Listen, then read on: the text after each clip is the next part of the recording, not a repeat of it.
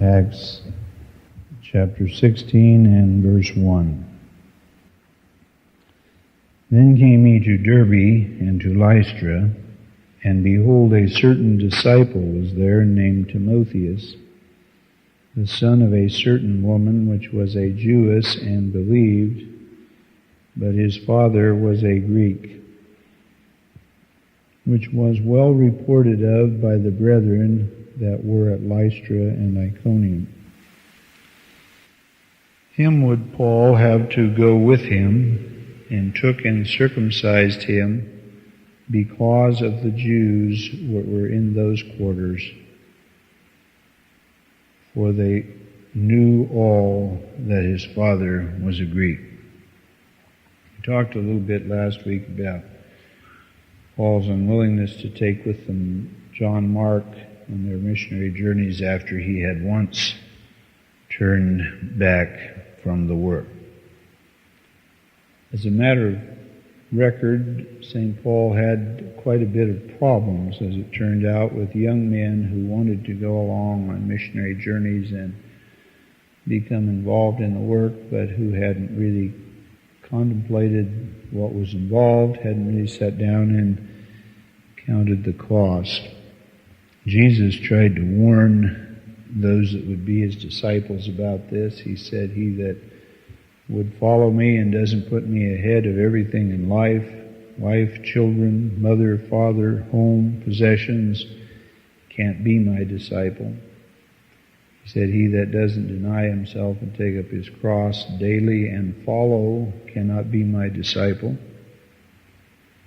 St. Paul himself tried to fix in the minds of people what was involved when he said in the 4th chapter of 1 Corinthians, "I think that God has made a spectacle out of us apostles to the world and to the angels and unto men, so that all can see what those who walk with God may expect in this world." And he went ahead to identify what that was. He said, "We are naked, we are hungry, we are thirsty, we have no certain dwelling place. A sophisticated religious world doesn't want us around. We are not permitted to fight back in the course of pursuing the gospel. We can't take time out to defend ourselves against slanderous accusations," and on and on. He said, "I don't write these things to shame you, but as to my beloved sons to warn you." And yet it seems that it was difficult for people who wanted to become involved in the Lord's work and who saw only what they thought was the glamour of the life of the apostles and their journeys throughout the world, and who wanted to be in on what they considered to be religious glory, to fail to come to grips with the actual burdens of Christian discipleship. For this reason, we understood that Mark turned back. Paul said in the book of Timothy, Crescens has departed to Dalmatia. Demas has forsaken me, because he decided that this world was too precious to him. It was too much to give up, and so on. And in the book of Philippians, we read the apostle's words when he said to the Philippians, "Of all that have followed me, only Timothy has a true heart for the ministry. There is no other. All others seek their own, and not the things which be the Lord Jesus Christ." They're good men, yes, Christian people, it's true, but they've got a self-serving motive. They have got their ego in the way. They've got glory in the way. They're in it for the recognition that they can get out of it. It's true they want to serve, but self continues to defeat them. They can't take the hammering. They can't stand others getting more glory. They are competitive and divisive, but not Timothy. Timothy is the only one who honestly seeks your good and is not in it for himself. And that, of course, is a rare quality.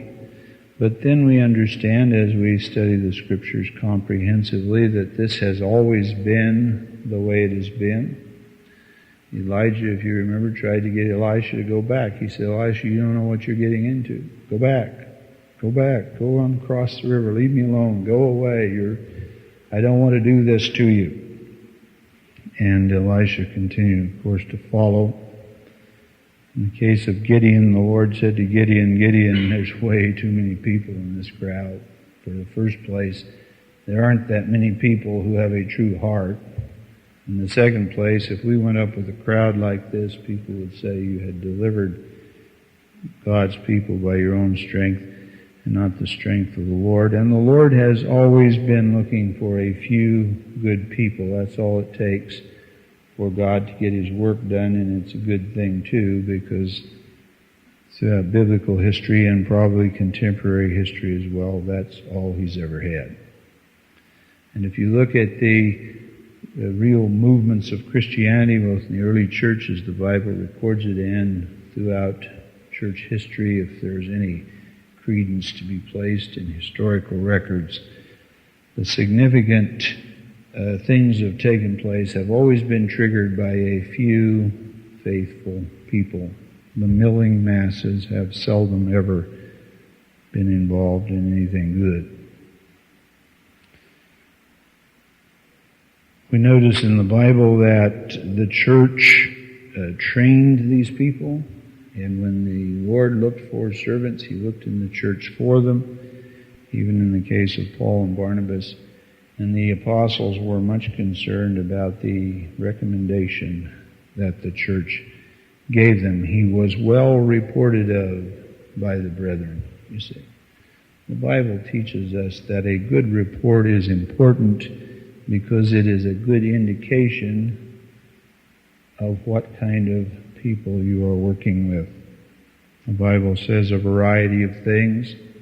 Among other things, it says if a man can't rule his own household, how is it conceivable that he can rule in the house of God?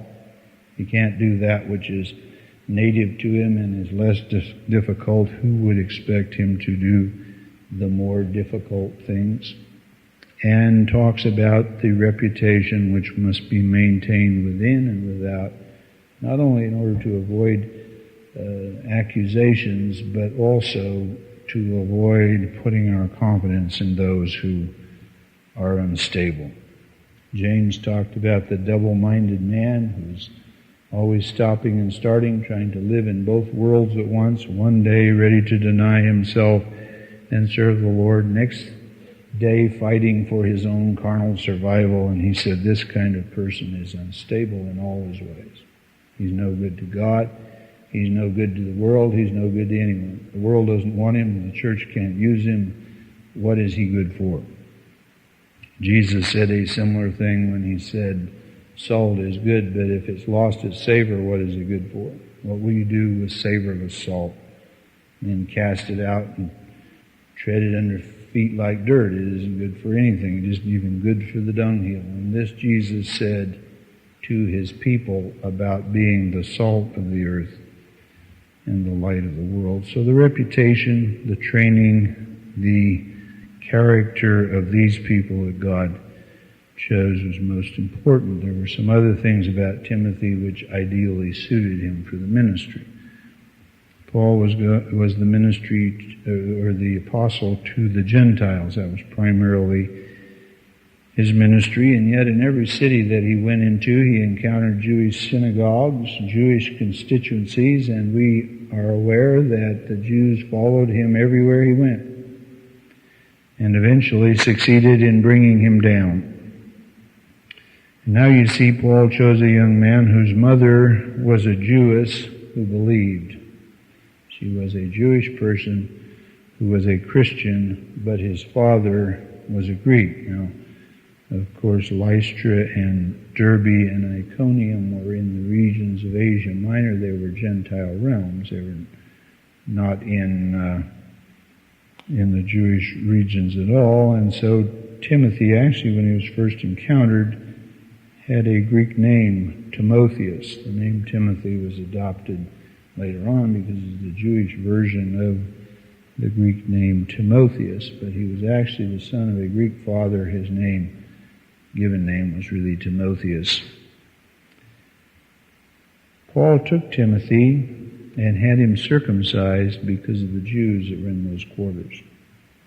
You know, there's been a controversy, maybe you're aware of it, maybe you're not aware of it, throughout biblical history by biblical scholars that causes divergency of opinions and great scratchings of head as over just exactly what Paul did here and why.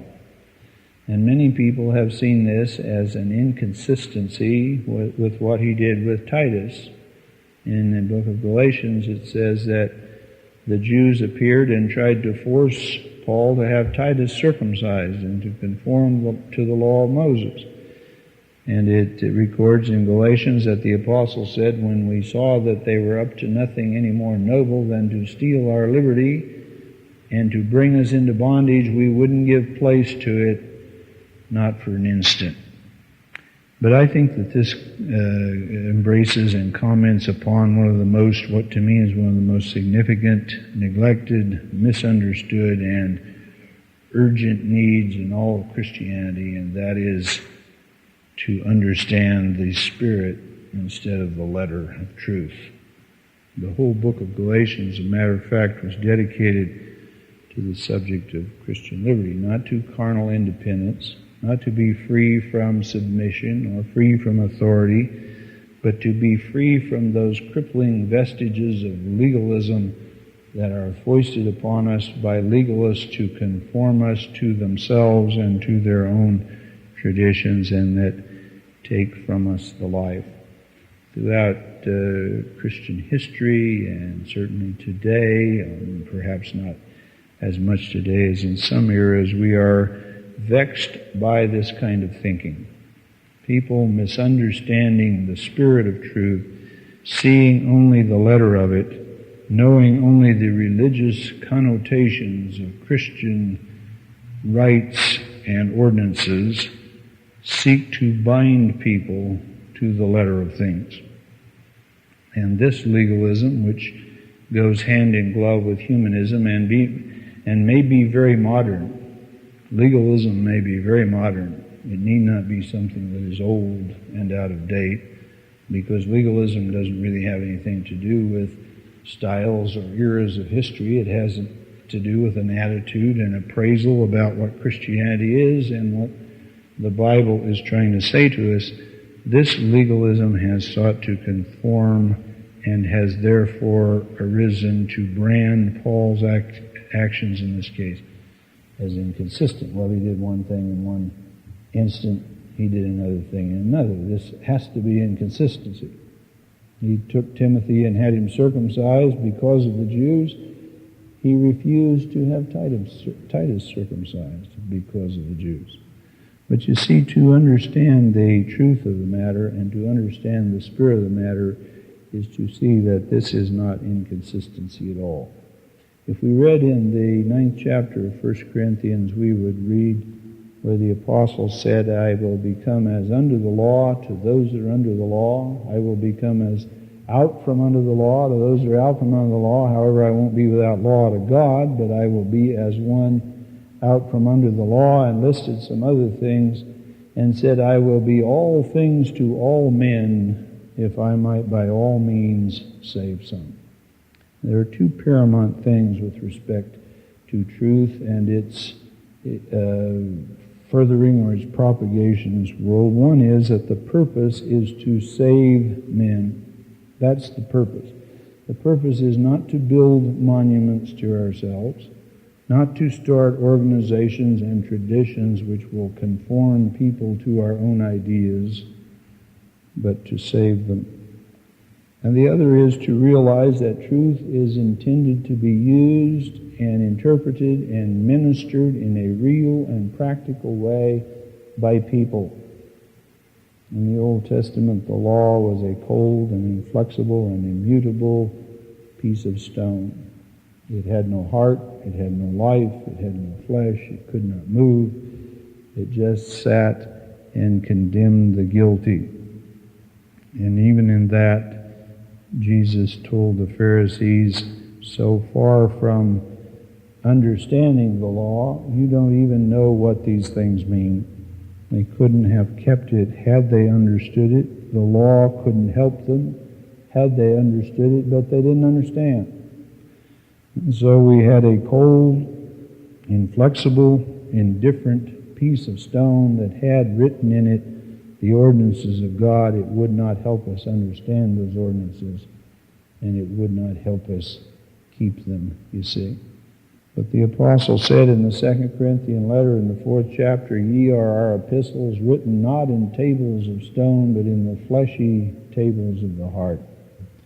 Truth is intended to be ministered by people in a real and practical way. The simple fact of the matter is that there was no pressure on the apostle to have Timothy circumcised. There was no issue here as to whether or not they were going to bow to the legalism of the Jews. In order to be accommodating, in order to further the ministry and make it easier because of the anxieties that existed in the minds of Jewish Christians about Gentile Christians and their non-traditionalism, because it was hard on the heels of the Jerusalem conference where these issues had been joined and about which there had been no small disputings, the apostle wanted to do all that he could do to make it possible for the Gentiles and the Jews alike to accept his ministry and the ministry of Timothy, whose father was a Greek and concerning whom the Jews were raising questions. Well, how about this thing of Timothy's father being a Greek? And as Timothy submitted to the ordinance of circumcision, the fears in the minds of people were eased and the ministry was facilitated.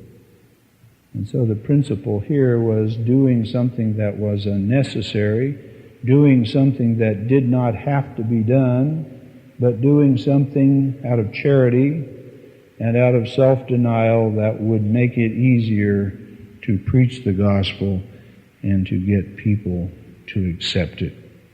Consistent, of course, as we said, with the apostle saying, "I will become as under the law to those that are under the law, if I might all means might save some of them." Paul did a number of things that he didn't have to do, but he had the liberty to do them, and that's true freedom. When you have the liberty to forego your liberties for the sake of the gospel, you understand what Christian liberty is. Many people are trapped by their carnal concepts of liberty, and out of the desire to preserve, out of ego and pride, their own idea about their own freedom, they could never do anything they didn't have to do for the sake of others. They would have to at all times maintain their own liberty for the sake of reputation. And the apostle said, now you're not walking charitably.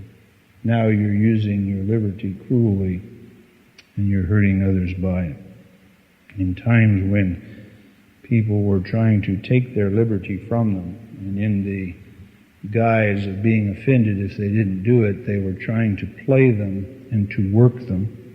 Paul said, we won't be victimized by that. And that's very much a real and practical thing that we face from time to time. I have seen it many times. People wishing to manipulate you will threaten to be offended if you do what you feel you should do and what you know you have the right to do, but what is contrary to their own legalistic conscience. A faithful servant of the Lord, if he is to make his mark, must not bow to that kind of pressure. But we must nevertheless have the grace to do what we feel we should do in terms of foregoing our liberty, if it is in the interests, the good interests of spreading the gospel. And so this is what Timothy did, and then joined the group, I guess you'd call it, that the apostle was in. Titus was in that group. So apparently was Luke, who wrote the account of the book of the Acts. And they moved on out through the region, delivering these decrees that had been sent from Rome, or from Jerusalem to the Gentile churches, and further establishing the churches and preaching the gospel. And we read that the churches were established in the faith and increased in number daily.